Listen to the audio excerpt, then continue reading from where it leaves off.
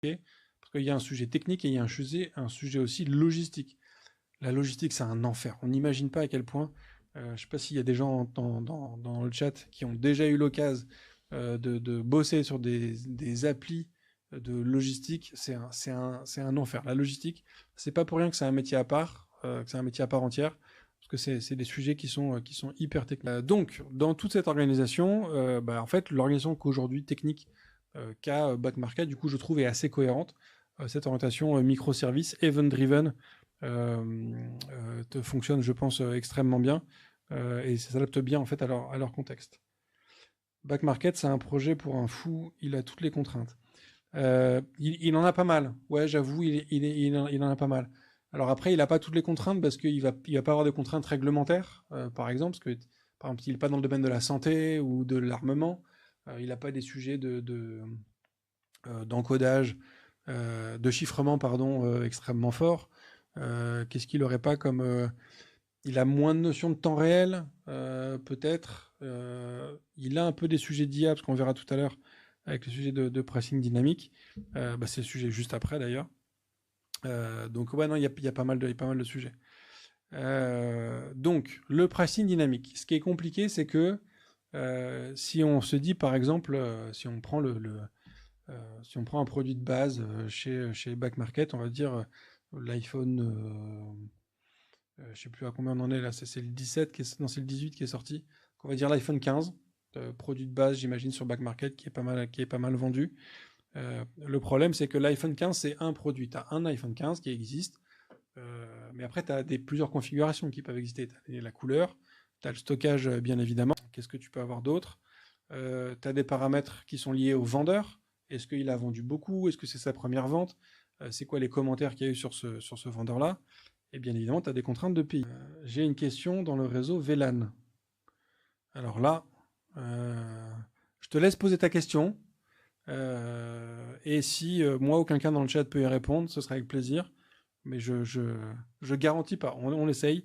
Je te laisse shooter ta question. Donc, ça nécessite pour eux d'avoir en fait un algorithme de pricing qui soit extrêmement précis, extrêmement juste, et notamment un algorithme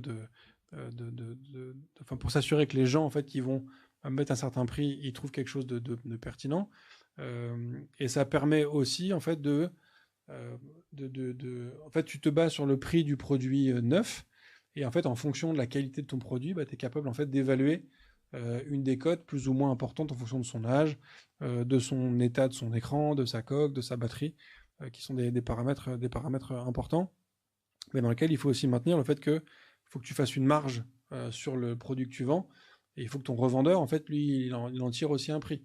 Donc lui, le revendeur, il va te donner un prix, et toi, il faut que tu arrives en fait à faire coïncider tout ça. Donc ça veut dire que ton pricing dynamique va te permettre, c'est un peu ce qu'on appelle du yield management. Et après, il y a toute la gestion en fait des retours, c'est-à-dire qu'en fait, et c'est aussi une complexité en fait. Il faut s'assurer que quand quelqu'un va acheter un produit, qu'il va te faire un commentaire sur le produit qui a été acheté. Et ce qui est compliqué dans la logique de retour, c'est que, alors je ne sais pas quel est le ratio exact, mais on peut considérer de manière générale que quelqu'un de mécontent, je crois que c'est à peu près un cas sur 10, il va le dire.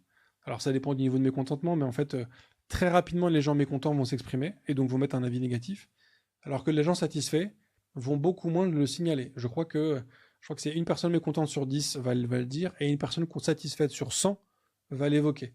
Donc ça veut dire que dans ta notation, il faut prendre ça en compte. Que tous les gens qui ne signalent pas d'éléments, au final, c'est aussi un signal, mais que tu peux pas prendre en compte de manière parfaitement, mais que tu peux quand même prendre en compte comme étant a priori plutôt positif. Et donc, ce qui est intéressant dans cette logique de pricing dynamique, qui est donc notamment, donc il y a une squad qui bosse là-dessus, c'est que le bon prix, en fait, c'est pas forcément le prix le plus bas possible, parce qu'il faut prendre les choses dans leur globalité. C'est un prix qui va déclencher l'achat d'un produit sans tuer ta marge globale.